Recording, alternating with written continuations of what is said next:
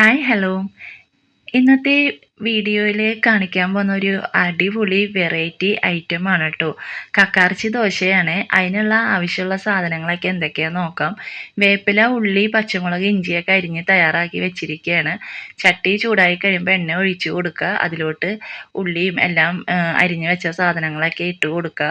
ഒന്ന് വഴറ്റി വാടി കഴിയുമ്പോൾ ഉള്ളി വാടിക്കഴിഞ്ഞ ശേഷം നമുക്ക് കഴുകി വൃത്തിയാക്കി വെച്ച കക്കാർച്ചിയും കൂടി ഇട്ട് കൊടുക്കാം. പൊടിക്കക്കയാണ് കേട്ടോ. അപ്പോൾ ദോശയ്ക്ക് പൊടിക്കക്കയാണ് വേണ്ടത്. വഴറ്റിയ ശേഷം ആവശ്യമായ ഉപ്പും മുളക് പൊടിയും മഞ്ഞൾപ്പൊടിയൊക്കെ ചേർത്ത് കൊടുക്കുക.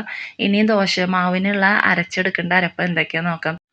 തേങ്ങയും കുതിർത്ത് വെച്ച പച്ചരിയും കൂടി കഴുകി വൃത്തിയാക്കി എടുത്തത് മാവ് അരച്ചെടുക്കുക. അരച്ച മാവിലോട്ട് വഴറ്റി വെച്ചിരിക്കുന്ന കക്കാർച്ചി റോസ്റ്റും കൂടി നമുക്ക് അതിലോട്ട് ഇട്ട് കൊടുക്കാം. ശേഷം അല്പം കുരുമുളക് പൊടിയും കൂടി ഇട്ട് കൊടുക്കുന്നുണ്ട്. ഉപ്പ് നോക്കിയിട്ട് ആവശ്യത്തിന് ഉപ്പും കൂടി ഇടുക.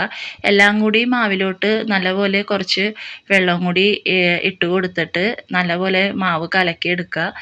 ദോശച്ചട്ടി വെച്ചിട്ട് ചൂടായ ശേഷം നമുക്ക് ദോശ ചുട്ടെടുക്കാവുന്നതാണ്. അപ്പോൾ കുറച്ച് എണ്ണയും കൂടി ഇട്ട് കൊടുക്കുന്നുണ്ട് കേട്ടോ ദോശ ചുടാനുള്ളത്. അപ്പോൾ നല്ല ചൂട് ദോശ മൊരിഞ്ഞ് കക്കാർച്ചി ദോശ ഇവിടെ റെഡിയായി കഴിഞ്ഞു. ചുടുചുടാ ദോശ തയ്യാർ.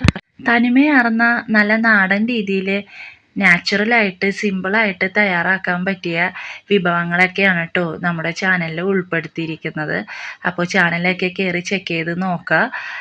അപ്പോൾ ഇത് വെറും ഒരു വാചകമല്ല, അടിപൊളിയായിട്ടുള്ള പാചക വീഡിയോസൊക്കെയാണ് കേട്ടോ.